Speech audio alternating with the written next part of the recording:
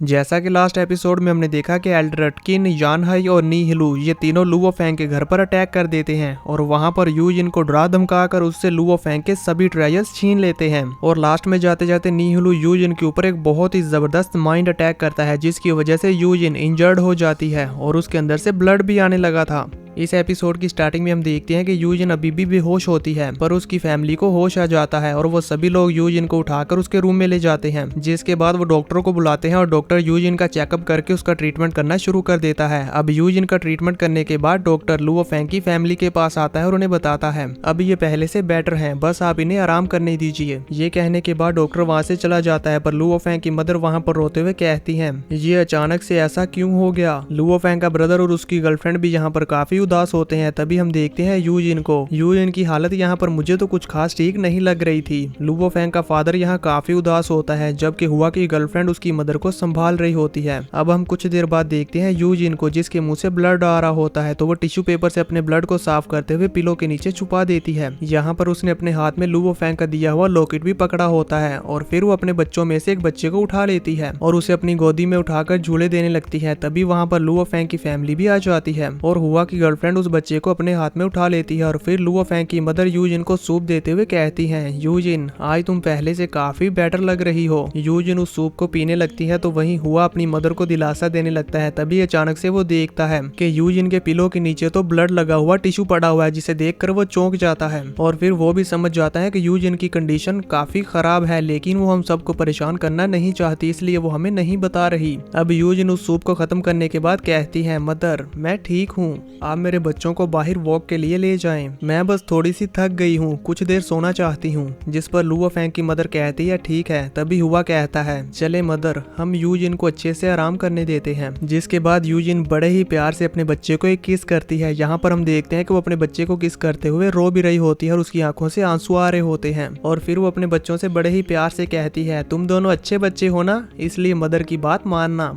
ठीक है। जिसके बाद लुओ फैंग की फैमिली उन दोनों बच्चों को लेकर बाहर चली जाती है। अब यूजिन को हम देखते हैं जो काफी उदास होती है और उदास होते हुए लुओ फैंग की पिक्चर की तरफ देखती है। जिसके बाद वो वेडिंग ड्रेस पहन लेती है और मेकअप करते हुए कहती है लुओ फैंग अभी भी तुमने मुझे वेडिंग सेरेमनी देनी है, लेकिन अब हम जल्दी ही मिलेंगे। ये कहते हुए वो लुओ फैंग का दिया हुआ लॉकेट पहनती है और लुओ फैंग को याद करने लगती है, जहाँ पर लुओ फैंग ने वो लॉकेट यूजिन को दिया था और कहा था ये एक नेकलेस है जो मुझे एंशिएंट सिविलाइजेशन रूइन से मिला है, इसका नाम है इटर्नल लव, मुझे यकीन है कि ये हमेशा तुम्हारी हिफाजत करेगा। ये कहते हुए लुओ फैंग यूजिन को वो नेकलेस पहना देता है। अब यूजिन रेडी होने के बाद लुओ फैंग के बारे में सोचती है और अपने इमेजिनेशन वर्ल्ड में खो जाती है, जहाँ पर वो देखती है कि लुओ फैंग भी रेडी होकर सेरेमनी में आया हुआ है और वहाँ पर वो यूजिन को वेडिंग रिंग पहनाता है और फिर यहाँ पर ये दोनों एक दूसरे को किस करने के बाद वहाँ से अपने घर की तरफ जाने लगते हैं। ये सब सोचते हुए अचानक से यूजिन की तबीयत और भी ज्यादा खराब हो जाती है और वो खांसने लगती है। तभी अचानक से उसे एक जोरदार झटका लगता है और उसके मुंह से ब्लड आने के बाद वो वहीं पर हवा में फ्लाई करते हुए अपने बेड के ऊपर गिर जाती है। गिरते गिरते वो अपने पास्ट के बारे में सोच रही होती है कि कैसे वो लुओ फैंग के साथ मिली और कैसे उनका ये सफर शुरू हुआ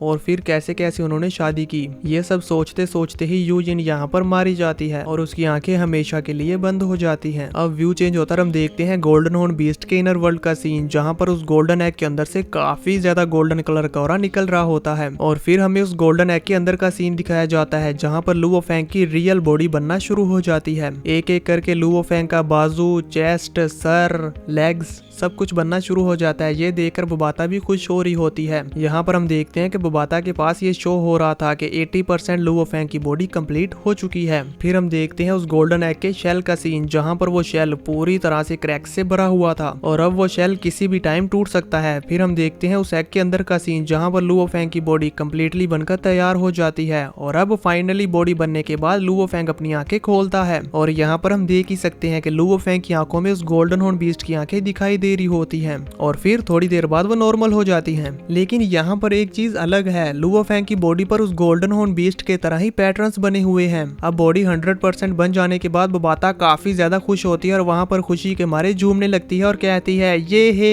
human body clone finally complete हो गया। और फिर वो गोल्डन हॉर्न बीस्ट के इनर वर्ल्ड से बाहर आ जाती है और बाहर आकर कहती है, लुओ फैंग अब सिर्फ तुम्हें इस गोल्डन हॉर्न बीस्ट की बॉडी को इसके इनर वर्ल्ड में छोड़ना है और फिर तुम्हें अपने ह्यूमन बॉडी क्लोन को इसके इनर वर्ल्ड से बाहर लाना है। तुमने अभी से अपनी ह्यूमन बॉडी को कंट्रोल करना स्टार्ट कर दिया है, तो अब जल्दी करो। जिस पर फैंग भी अपना सर हाँ में हिलाता है और फिर उस गोल्डन हॉर्न बीस्ट की बॉडी को उसके ही इनर वर्ल्ड में ले जाता है, जहाँ पर ले जाने के बाद वो एक जगह पर उसकी बॉडी को पक्का पक्का छोड़ देता है। यहाँ पर देखने से ऐसे लग रहा था जैसे कि ये गोल्डन बीस्ट सो रहा है। और फिर इसके बाद फैंग को थोड़ी सी मुश्किल होती है अपनी ह्यूमन बॉडी को उसके इनर वर्ल्ड से बाहर लाने में, लेकिन वो किसी ना किसी तरह करके अपनी ह्यूमन बॉडी को उसके इनर वर्ल्ड से बाहर ले आता है। अब रियल वर्ल्ड में आकर जैसे ही फैंग अपनी आंखें खोलता है तो यहाँ पर पहले तो उसे अपनी बॉडी में एडजस्ट होने में थोड़ी दिक्कत होती है, लेकिन वो हो जाता है और फिर सांस लेने लगता है और अपनी बॉडी को चेक करने लगता है। तभी बोआता उसे चिपकते हुए कहती है, ये हे तुम वापिस आ गए। अब फैंग खड़ा होकर अपनी पूरी बॉडी को देखने लगता है और कहता है कि ये बॉडी तो बिल्कुल मेरी पहले की बॉडी की तरह ही लग रही है। और फिर वो बोआता को बताता है कि जब मैंने इस गोल्डन हॉर्न बीस्ट की बॉडी पर कब्जा किया तो इसके अंदर इसका एक इनर कोर था, तो मेरे इसकी बॉडी पर कब्जा कर लेने की वजह से अब इसका जो इनर कोर था वो अब मेरा कोर बन चुका है। ये बिल्कुल ऐसे ही है जैसे हमने पहले गोल्डन हॉर्न बीस्ट को मारने की कोशिश की, लेकिन हम उसे नहीं मार पाए। हालांकि उसका दिमाग भी डिस्ट्रॉय हो गया, लेकिन फिर भी वो नहीं मरा। सेम इसी तरह मेरे साथ भी ऐसा ही है, जब तक कोई मेरा कोर डिस्ट्रॉय नहीं कर सकता तब तक कोई भी मुझे नहीं मार सकता। जब तक मेरा कोर है तब तक मैं भी जिंदा हूँ। और ये जो कोर है ये उस गोल्डन हॉर्न बीस्ट के इनर वर्ल्ड के साथ कनेक्टेड है। यहाँ पर हम लुओ फैंग की ह्यूमन बॉडी में भी उस गोल्डन हॉर्न बीस्ट के कोर को देख पा रहे हैं, जो कि लुओ फैंग की चेस्ट में होता है। बोबाता उसके कोर को देखते हुए कहती है, इस गोल्डन हॉर्न बीस्ट ने सिर्फ 1 साल में खुद को स्टार ट्रैवलर लेवल 3 तक इवॉल्व कर लिया। इसका मतलब है कि इसके इनर वर्ल्ड में बहुत ज्यादा मेटालिक कॉस्मिक एनर्जी है। ये एनर्जी तुम्हारे ह्यूमन क्लोन को भी सपोर्ट करती है। अब इस वक्त तुम्हारी ह्यूमन बॉडी की फिजिकल कंडीशन प्लेनेट लेवल 3 पर है, पर क्योंकि तुम्हारे पास एक स्पेशल एबिलिटी है जिसका नाम है वज्र बॉडी, इसमें मेटालिक प्रॉपर्टीज भी होती हैं। इसी वजह से तुम्हारी बॉडी का हार्डनेस लेवल प्लेनेट लेवल के 4 के बराबर है, जिसकी वजह से तुम्हारी स्पिरिचुअल पावर का लेवल और भी ज्यादा बढ़ जाता है। अब तुम प्लेनेट लेवल 6 के बराबर स्पिरिचुअल पावर यूज कर सकते हो। साथ ही हम देखते हैं कि लुओ फैंग के इनर वर्ल्ड में भी सभी प्लैनेट्स वापस आ जाते हैं और अब उसके इनर वर्ल्ड में 6 प्लैनेट हो चुके हैं,